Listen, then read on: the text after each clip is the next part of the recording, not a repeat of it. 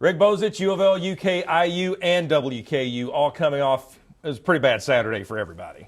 Yes, it was. Everybody lost, and a couple of them had a chance to win, just Right. didn't get the job done, Yeah, John. there were some bad losses. But this weekend, Rick, it's a shot at redemption for our local college football teams.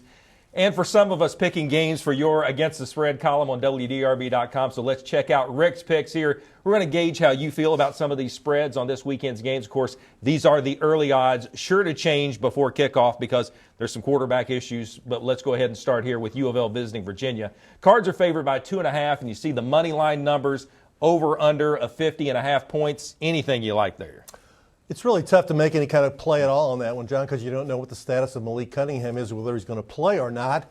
I don't like Virginia at all. If I was going to bet on this game, I'd bet on Louisville because, as you mentioned in the story, they've got a pattern of lose, win, lose, win, lose, win. And the urgency factor in this game is off the charts. If they want to have any chance of having a winning season, they got to win this game. And Virginia's offense is bad. Yeah, I'm such a big-time gambler. I'm going with that pattern there. Now, South Carolina coming to UK after the Wildcats' tough loss at Ole Miss. UK, a 10.5-point early favorite, money line 300, over under 49.5.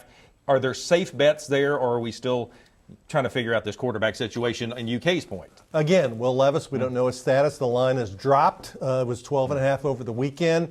If he doesn't play, Kentucky has some serious issues because they don't have another quarterback on their roster that has thrown a single pass in college football. That's tough. The best thing they have going for them, though, is South Carolina quarterback Spencer Rattler has 7 interceptions and 4 touchdowns. I'm not a coach, but that's not good. No, that might work into UK's favor for sure. Now, if I really wanted to roll big, Rick, I might bet this money line of Indiana, who is a 22.5-point underdog to the Michigan Wolverines. We got an over-under 58.5.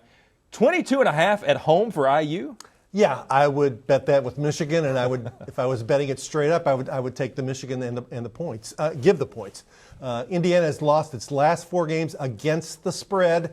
The only game they covered was the very first, well, it was a push against Illinois in the first game. Their offensive line cannot block at all. Michigan has a very good defensive line. I see the Hoosiers struggling to score. Michigan wins that game easy. And the Wolverines coming in at homecoming. Finally, Conference USA Championship rematch in San Antonio. WKU visiting UTSA. Toppers a 6.5-point underdog. One of the larger over-unders this Saturday at 72.5. How about what's Rick's pick on this one? I love this game because UTSA has a great local connection. You know who their offensive coordinator is? It's former Trinity and U of L star Will Stein. Their tight ends coach is Jacob Burke, who played quarterback also at U of L.